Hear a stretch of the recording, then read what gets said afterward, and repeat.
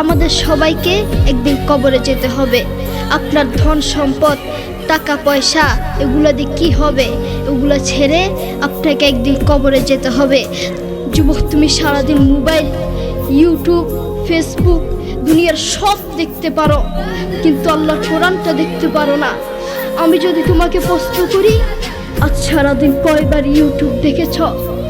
তুমি বলবে কয়েক হাজার বার। আমি যদি তোমাকে প্রশ্ন করি, আজ সারাদিন কয়বার ফেসবুক দেখেছ? তুমি বলবে কয়েকশো বার। কারো কারো জীবনে আছে মাস গিয়েছে, মাসের পর মাস গিয়েছে, কিন্তু আল্লাহর কোরআনটা একবার ধরার তার সুযোগ হয় না। কারো কারো জীবনে আছে বছরের পর বছর গিয়েছে, কিন্তু আল্লাহর কোরআনটা দেখার তার সুযোগ হয় না। তার মতো নাফরমান এই বাংলার জমিনে আরেকটাও হতে পারে না, ঠিক কি না? যুবক, তুমি বড়ই গুনাহগার। ও বন্ধু, এই সারা দুনিয়াটাই স্বার্থ, এই সারা দুনিয়াটাই ধোঁকা। যেই আল্লাহ তাকে এত আদর যত্ন করে বাঁচিয়ে রেখেছেন, যেই আল্লাহ তাকে দুটো চোখ দিয়েছেন, কত মানুষকে এই দুটো চোখ দেয় নাই, সেই আল্লাহর দেয়া চোখ দিয়ে আল্লাহর কোরআনটা দেখতে পারে না। সারা দুনিয়াটাই স্বার্থ, এই সারা দুনিয়াটাই ধোঁকা, সারা পৃথিবীটাই ধোঁকা।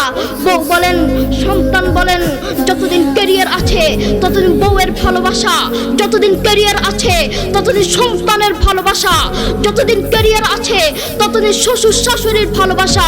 আর ক্যারিয়ার ধ্বংস, কাছের বন্ধু শত্রু হয়ে যাবে, ঠিক কি না?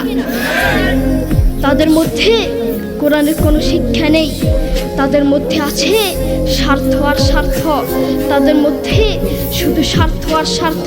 এই সমাজের কিছু অমুসলিমরাই কোরআনের বিরুদ্ধে লাগে, এই সমাজের কিছু অমুসলিমের বাচ্চারাই, নাস্তিকরাই কোরআনকে লাথি মারে, ঠিক কি না?